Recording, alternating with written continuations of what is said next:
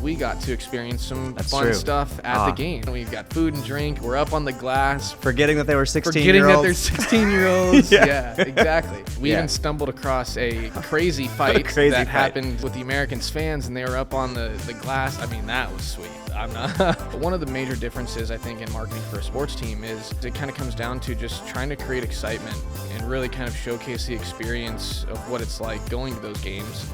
Welcome to Behind the Craft. Today I am joined by Brady Heid, who has a long title that I can't remember. Senior Digital Marketing Account Manager. Senior Digital Marketing Account Yes. Manager. That's what I thought it was, but I thought I was going to butcher it. Actually, get I them out of order. butchered it. It's just Senior Digital Marketing Manager. Okay. You're right. It's a long title. I've had a lot of them. Yeah, it's impressive. You just accrued all these medals over the years. So this is your first time on the show. Why don't you tell everybody a little bit about yourself, your journey into this position? Yeah. Thanks for having me on the show. Yeah. Feel welcome. I feel ready to go. Good. Everyone watching, a little bit about myself. Like Aaron said, my name is Brady Heid. I am our Senior Digital Marketing Manager. A little bit about me. I went to school for digital marketing. I got my digital marketing degree from Liberty University. And I've been at Brandcraft for over 5.5 years now. Mm-hmm. Actually, my first job out of college. So I don't know. A lot of people kind of think that's crazy that I've only had one job out of college, but I got lucky. I found a great spot and been growing ever since. Started out as just a account specialist, kind of just hammering through the channels and plugging away, and kind of made my way into the strategy side of things and just overall account management. Chatting with clients and kind of figuring out what direction to take things. And so I've enjoyed it. It's been a great 5.5 years and. That's kind of how I got to where I am today. Yeah, you glanced over something about your college experience, though, that I thought you were going to bring up, as you were a college athlete. I'm surprised you didn't brag a little bit about that. The reason is because we're going to talk about some sports today. True. So I was like, hey, I've got a good segue. Yeah, the further I get away from my athletic career, it's the more of like, I don't want to gloat about that. And not that there's really anything to gloat about. I had a good time. I played baseball at Liberty. I love baseball. Baseball is my passion. So it was cool. I always said I was going to play baseball until they took the jersey off my back, and I did. Yeah. So Awesome. it was a good time. But as well, I got my degree, and so it all worked out. Yeah. Now you're an all-star in a different way. Exactly. There you go. Yeah. Cool. So tell me a little bit about this client we're going to talk about today. I already kind of hinted it was going to be sports. So talk about who are the Tri-City Americans, and what is it we've been doing for them for the last few years? Yeah, Tri-City Americans. So they are a local hockey team in the WHL, which is kind of like the minor leagues of the National Hockey League. I grew up in the Tri-Cities, which is where the Americans are. So I've kind of had the pleasure of being able to get to go to games since I was a young kid. Cotton Eye Joe used to come on. I take my shirt off and I'm waving that thing around. I don't do that anymore, but I used to. And so they're a local hockey team. They have in the past had people play on their team who are now Hall of Famers. Carey Price was one of them. A lot of really good talent comes through this team. They're young players, and sometimes you forget that when you're at the games and you're just slamming on the glass. Talking smack and whatnot, and then you realize you're like, man, these guys are 16, 17 years old. I should probably chill out a little bit. Yeah, just a little bit. But you don't think that when you're growing up, when you're 10 years old going to these games, like these guys are stars. Yeah, for sure. They're like, maybe you don't play hockey, but you're like, you know what? I'm going to play hockey now because I watched the Tri-City Americans. Yeah. And that was actually kind of what I did. I played roller hockey, which is ice hockey, but I was like, I'm going to be a Tri-City American someday. There you go. And the Tri-City Americans, it's everyone from the Tri-Cities knows who the Americans are. Most people have gone to games, but what we have done for the Americans is mostly on the digital and video side, but it kind of comes down to just trying to create excitement for their games and really kind of showcase the experience of what it's like going to those games, because the way that the Americans work, they have almost a different team every year, or not oftentimes. Yeah. They have a ton of people coming back, and so you really have to create the excitement, create the buzz, and highlight some of these players, highlight some of the things that have happened in the past, and try and get people excited for a new year every single year, which it's not like a major sports team where you have a superstar that comes back for 5, 10, 15 years, Right. and you can just kind of highlight that person all the time. But from the digital marketing standpoint, so like we don't have many sports teams as clients. So what's different about marketing for them versus like in terms of finding that audience or who the audience is in terms of what we do for other like service-based clients or products? Yeah. So like you said, I was a former athlete, but outside of just playing baseball, like I just am a sports lover. So it's been really fun to work on a team. Yeah.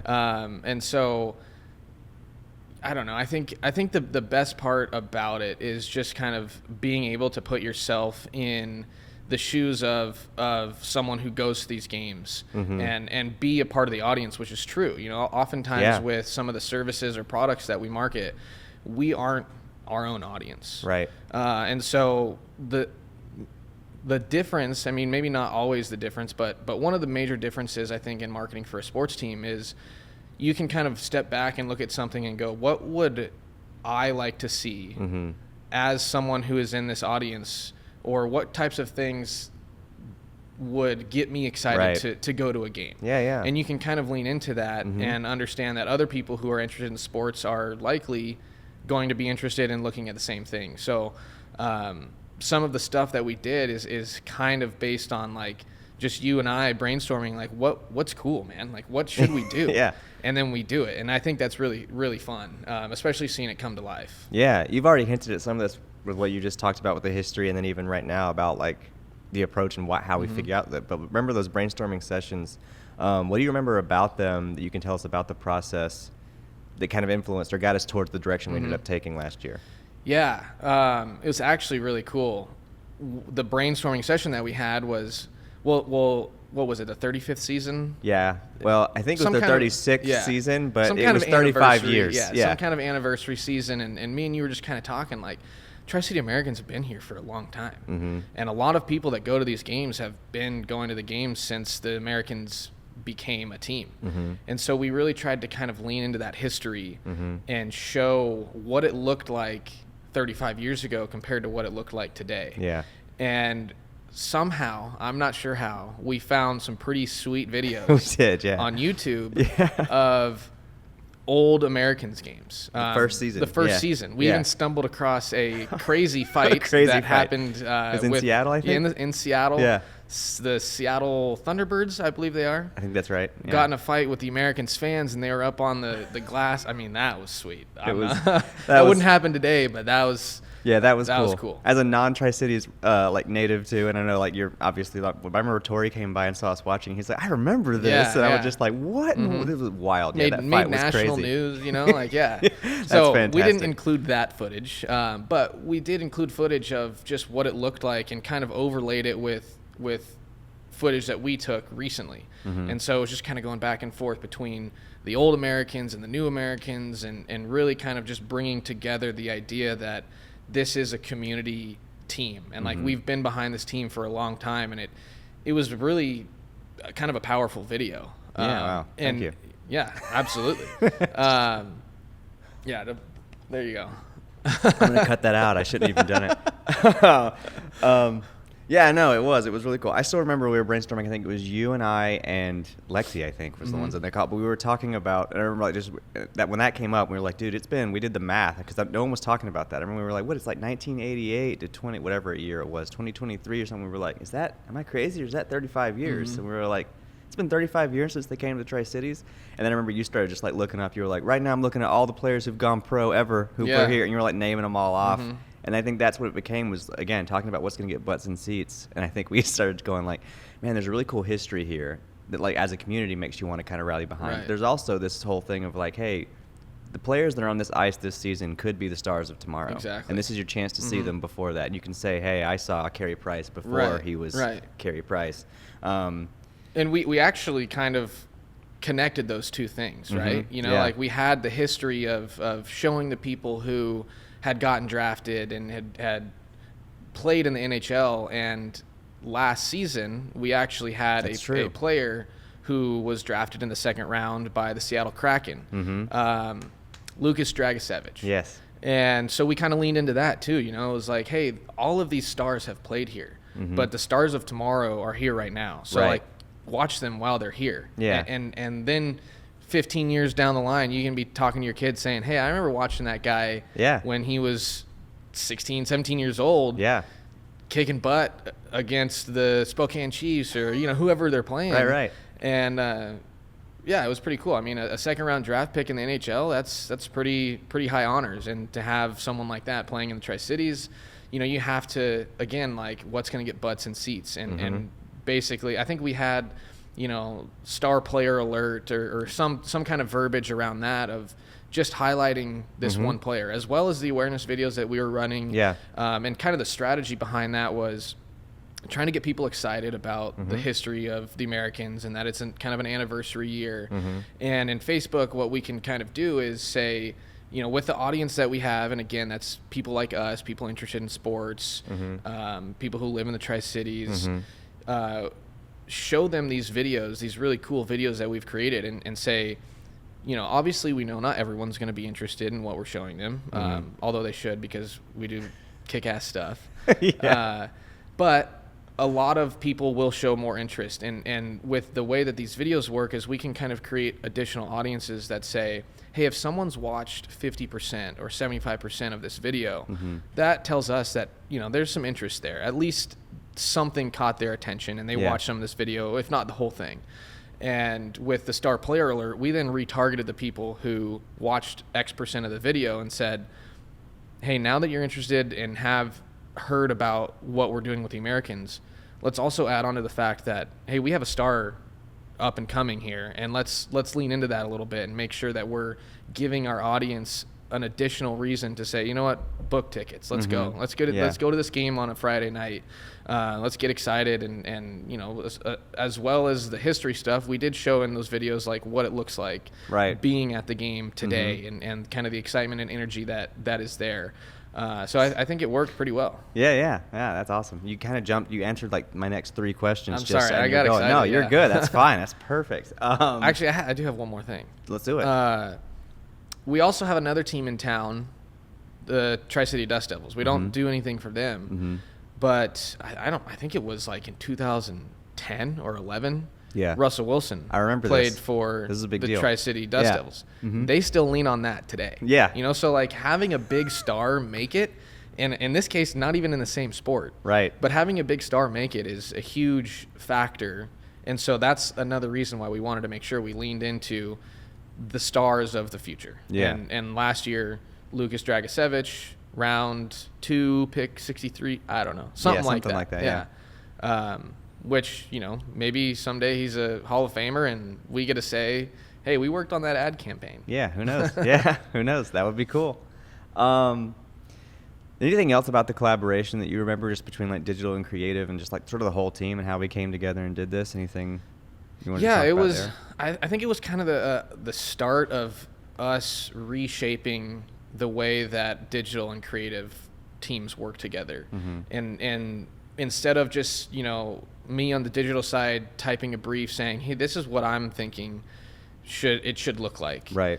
From a digital perspective, there might not be a ton of creativity going on up here at that moment. I'm just thinking about we need to show a video to our audience. Yeah. And so we kind of took a step back and was like, let's meet about this. Let's have these discussions rather than just being an order taker or me just kind of like trying to portray what I'm thinking it should look like, and maybe in my head it looks completely different than what it looks like in your head, and that message can kind of get tangled along the way. And so just kind of taking a step back and having these creative brainstorm sessions where we can both leave there saying we completely agree on what the strategy is, and not only that, but then having the creative team understand how the digital team is going to use that. Exactly. And I think that was a big disconnect that we had issues with in the past of, okay, cool, we made this video, but now what? Right. And so having the digital team and creative team work together,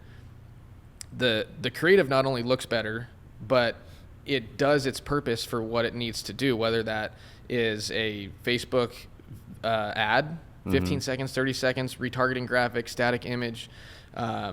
We all kind of know what the goal of that is. Right. And so we can shape that in a way that we both kind of agree best fits that purpose. Yeah, I think just from being on the creative side and then like being brought in, understanding more what you guys are doing with these videos, like you just said, when you talk about these things like the testings or if you get 50% or more, now knowing that that's the audience that's seeing these things, it does change the way I want them to see it, which I wouldn't have known if you just said, hey, we need a 15-second ad or we need a this. Like I did that. But now I know, hey, these guys watch 50% or whatever, so they know this. Now I can give them this. So we lead with this different information up front. There's just so many different ways that if you're not collaborating, there's just so many things that you can miss out on opportunities. Right. And after it launches too, like having those discussions and trying to figure out, is this working? Things I've been looking into recently are hook and hold rate. Hook rate, are we getting people past 3 seconds? Hold rate, are we getting people past 10 seconds? And if we're not, like, we need a stronger opening to the video and we need a stronger message to get people moving forward. And so those are the conversations that I think have really benefited us. And I don't know if I would say 100% started with Tri-City Americans, but it was definitely in the beginning where we shifted this process a little bit to communicate more across teams. Yeah, about 2 years ago or so, which is around when this happened, So what was the result like? Like, what kind of results did we get in terms of, like, engagement and things like that? What did we see? Yeah, really, really good. We had a lot of different videos, a lot of different graphics, a lot of different promotions that the Tri-City Americans did. Yeah, special event games, all kinds of stuff. Yeah. By far, the best performers were the 35-year anniversary videos. Cool. In terms of, and again, these are awareness videos, so like our goal isn't always necessarily website traffic or to buy tickets on these videos. Now we get them in the funnel and we try and do that down the line, but we were getting people buying tickets from the video. We were getting, I think it was like 80 to 85% of the people were watching 75% of the video or more. Yeah. Probably close to 70% of our audience was watching the full video, and we're talking about a 30-second video here. Right. Like, that's a pretty big ask for someone just scrolling Facebook and kind of just doing their own thing. We have to catch people at the right time and create that intent because no one's on Facebook to find a Tri-City Americans ad. Yeah. Right? We have to stop them in their scroll and create the intent behind the game. And so I think the top two performers were basically what we've talked about so far, were the anniversary video, just kind of creating a feel of this is Tri-Cities is the Tri-City Americans, and the star player alerts. That drove by far the most ticket purchases and just overall engagement. But we really had a lot of impression volume too, and I don't know, that's not like a super important metric, but it is because we want to make sure that we're showing this to the right people. And turns out, people interested in sports and hockey and different sports as well, like we threw people interested in baseball and basketball into this audience because those are just sports as well, and live events, stuff like that. And in the Tri-Cities, we got great engagement, and even outside the Tri-Cities, we wanted to bring people in from Hermiston and Walla Walla, and we were getting that. So nice. I think it went really well, and I think it speaks for itself that we got their business back. For it's been 4 years now. Yeah. I think we first started doing video stuff for them and some marketing in 2021. So and we haven't even talked about the intro videos or the player videos, which were pretty sweet as well. Yeah, those were a lot of fun. I think I've talked enough about those in the past. I think that I was more curious about this one was fun for me because one, it was a very different direction than we usually do with going with this history route, but also I think it's just this collaboration side's always been really fascinating to me. And then you're an athlete, so I was like, this is perfect. Let's just talk about this. It's been really fun because, like you said, this is the only client that we have that is a sports client. Yeah. And outside of just doing the actual work, like we kind of were already talking about, like there's some good memories of just like the collaboration that we had in the office, and I think I'm going to jump ahead here, but that's good. Go for it. Just like when we had the whole office chanting, "Let's go AMS." Yeah. "Let's go AMS," and we put that in the video, and it sounds like the crowd chanting it. Yeah. But it's just 8 of us in the office chanting it. Yeah. And then having Tori announce That's right. Lucas Dragicevic, one of the star player alerts was that he got drafted by the Seattle Kraken in the second round, and Torrey, we got him on mics as the NHL commissioner. Yeah. Now with the 63rd pick in the NHL draft, the Seattle Kraken select Lucas Dragicevic, and we threw that into some video. So it's just like everyone in the office at some point, whether or not it was their account, had some touch points with this. Yeah.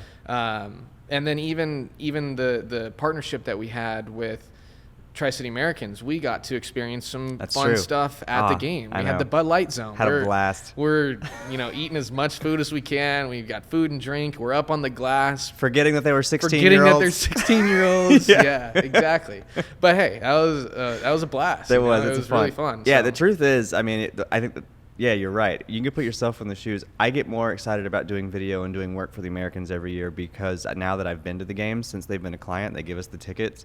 It is a good time. Oh, yeah. Like, it's a great time. Yeah. I'm going to be honest. The food, especially in the Bud Light Zone, I'm going all kinds of promotions for you guys right now. Chocolate chip cookies. Those chocolate chip cookies are so good.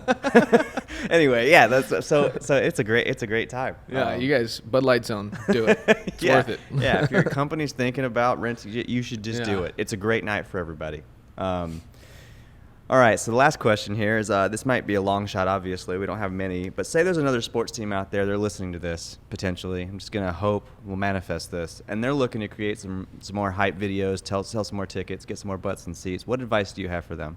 Yeah, it's a good question. I mean, one of the cool things is, like, almost all sports teams now have a pretty good – they market themselves well, right? Mm-hmm. I just think that there's sometimes a disconnect between – what the people and the fans want to see versus what they want to show everyone. Like sometimes it's just about the players, but that's not what it's all about. It's about the experience. It's about, as a fan, when I go, what am I going to get? Not obviously I'm going to see the product on the field or on the ice or on the court, but what about when I go up to the concessions? What about the events that they're having and the promotions? And I guess maybe promotions are promoted, I guess, by these teams. But oftentimes you don't really have a sense of what it's going to be like when I go. And maybe not for me, but maybe for a casual fan, if they don't know what they're going to get, then it's like, why would I maybe waste money or maybe not? Maybe I'll have a good time. Maybe I won't. I'm not sure. Is there going to be a lot of people there? Is there not? Yeah. Just the fan experience, I think, is oftentimes underlooked, which the fan is what makes everything go, drives the revenue. It pumps up the players on the court, on the ice, on the field, whatever it is. Right, yeah. It's all, it kind of derived from the fan. Yeah, I think those people who know the players, you're right, though. I mean, that's even how it was for the most part when we first started working for the Americans. Most of it was about just like, hey, we're going to focus only on the players, and we started trying to pivot more to that fan experience because of what you're talking about. It's like, and that's not to say we can't focus on some of the players. No, but I think the hardcore fans, like to your point, is that the hardcore fans, they know the players, they're there for the players, and they're going to come and show up anyway. So the people that were trying to earn these new butts and seats, we got to make them say, hey, look, this is what's in it for you too. So it's almost like you're marketing to both of those audiences. That's why you can highlight the players, highlight that, the ice for the hockey fans and for the AMS fans who follow these players. But then for the rest of the Tri-Cities, like me, I don't even watch hockey, but I'll go to an Americans game now because now I know the experience is a rad time. Yeah. And, a lot of times these fans, whether it be a professional sport or semi-professional or like in the minor leagues or whatever it is, like they're coming from, more than 30 miles away. Oh, yeah. What's going to make it worth it for them to come that far? Like that, sometimes it's a couple hours away. I went to opening day for the Seattle Mariners just last week. I drove 3.5 hours for that. So these fans are located across multiple cities, depending on the level of the sport, across multiple states. How do you get them to leave home and make a trip out and come watch? And if it's a Tri-City Americans, how do we get someone in Walla Walla or Hermiston, they're an hour away, to come and view the most local WHL hockey team to them. And really it's giving them an idea and a perception of what their fan experience is going to look like. Yeah, and making you kind of a part of the team. Yeah. I mean, this is your team. It's not, which is another direction. Obviously, you already talked about how we did that too. Sweet. Yeah. Is there anything else we want to add or talk we haven't talked about on this? Yeah, if the Seattle Mariners or Seattle Kraken or the new Seattle basketball team, they're looking for a marketing agency. Wait, they've got a No, it's not yet. Oh, But I expansion. was like, dude, I just got excited. 2028 expansion. Okay. You know, if they need a marketing agency with some experience on Yeah. on how to run campaigns for sports, Brandcraft, we're here. Yeah, that's right. We've got minor league experience, but I think we're ready for the big We're leagues. ready for the big leagues. We're ready yeah, for the we're big ready for the leagues. call up. Okay. Yeah. Cool. Awesome. Well, thank you, Brady. Awesome. Thanks for having me on. Yeah. Bye.